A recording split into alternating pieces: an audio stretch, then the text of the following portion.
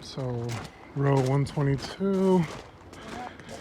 This video is for the guy that left a comment on the junkyard videos. I think the transmission's not there. But I'm here because I need to pull out a speed sensor from a Camry. I really hope. No. Oh. Yes, the transmission's still here. Is this one it? Yep, manual. There you go. Ooh. That would have been unpleasant. But wow, my job might be very easy today.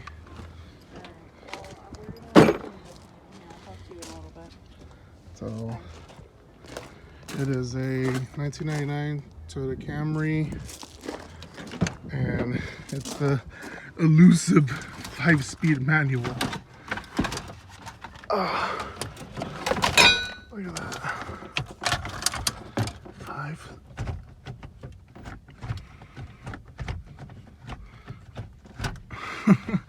Who would have guessed? Who would have guessed that Toyota would slap the same boring engine in a Celica? And so this is the S54 transmission.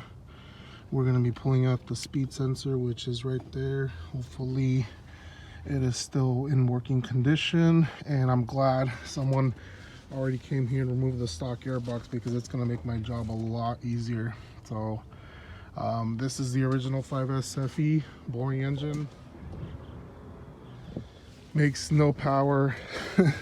I drove one for about 2 hours coming back from Fresno, and that was pretty much it. So enough chit chat, let's go ahead and remove that speed sensor.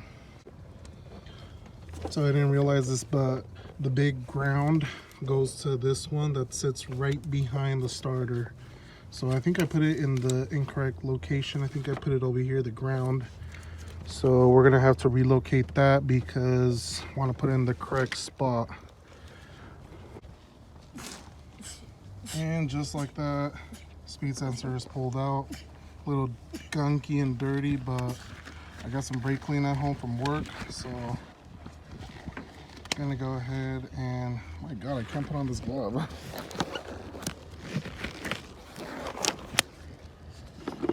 So there it is, speed sensor. Hopefully this is the issue because I believe I ended up frying the one I had because I used the one from the purge valve.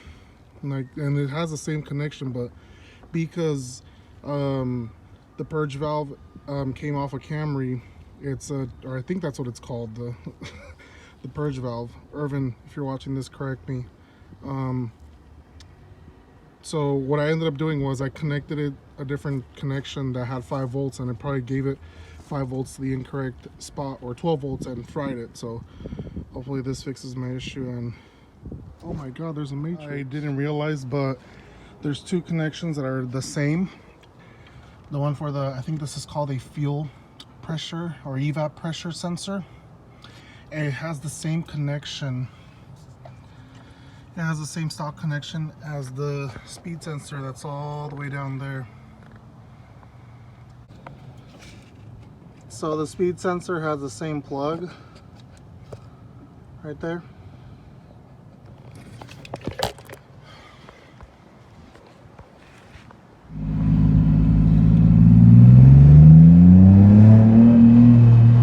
Gentlemen, we have speed working. No freaking way, it was the damn speed sensor. I fucking shorted that shit when I mixed the connections up. Oh my God. We got speed again, boys. So that was my mistake. I mistakenly swapped those 2 over, and I'm pretty sure it blew my speed sensor because when we connected the OBD2, it wasn't getting any type of reading from the speed sensor. And we traced all the wires with continuity, make sure one end had one end to the other, all the way from the ECU to the speed sensor worked. Did the same thing to the cluster from the ECU, worked as well. So that led us to believe that it was a speed sensor, and it was all along. Thank you again, Irvin, for helping me out with this.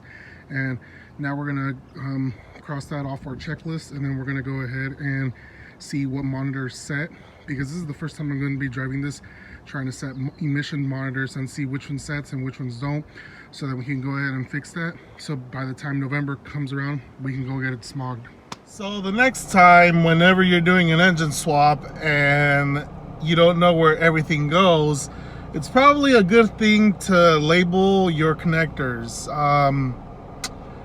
I guess I got a little too confident, or I don't know what you could really call it. Maybe it was just something I oversaw and just swapped the connections by accident.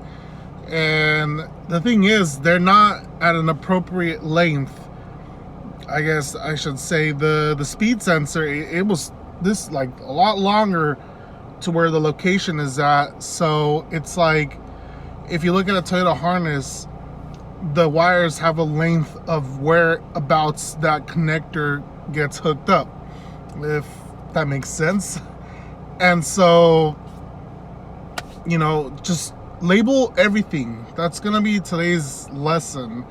If you're a first time around doing engine swaps, it's probably best to get a painter's tape, label every connector, so that way when you go back to connecting stuff, you don't go trying to look for stupid little things like this. Like I'm already into this swap, maybe about, I don't know, I've been driving this car for about a month now, and I haven't been able to find this speed sensor issue until now. And that's also another thing.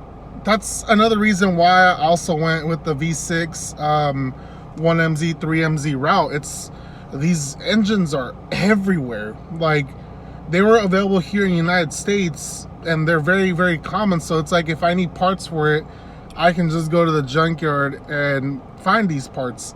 Same goes with the speed sensor. Yeah, granted, the 5-speed manuals weren't as common as the automatics that they freaking rolled out of the assembly line of these Camrys, but they're interchangeable parts, interchangeable vehicle parts. Like, as you guys saw, I got it off a 4th generation Camry, same transmission, S54, pulled out the speed sensor, just cleaned it up, and boom, it worked. So yeah, that's also, as I said, another reason why I decided to go the V6 route. Just easier to come by for parts, because I've heard of friends, oh, I need to order this part for the 3S overseas and it's gonna take a while to get here, oh, this and that, and it just starts to become like a headache, a hassle, and it's just a cheaper solution and you get more torque. So it's like, it's pretty much a win-win, you know, you can't really complain. So it's like, anyways guys, I'm gonna wrap up this video. I don't want to be talking for too damn long. Content, what's coming up? We have some content more content for the 6th gen. I know you guys are asking for more 7th gen content, but it's like, I'm not focusing right now on the 7th gen Celica, even though I am inside my 7th gen Celica. I'm not focusing on that video, on that car right now.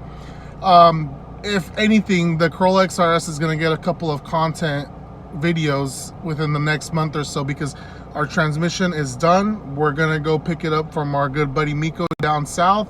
So that's going to be some more episodes on the way. Hopefully the C60 rebuild, it was a success and it goes back into the Corolla XRS with no issues and whatnot. I'm confident in Miko's work, so let's see what happens. Anyways guys, thank you guys for watching. Please make sure to like, subscribe, comment, hit that bell notification button, share this video. Road to 10,000 subscribers, guys. Road to 10,000 subs. We don't do any bots here. We don't pay for our subscribers here like other people do.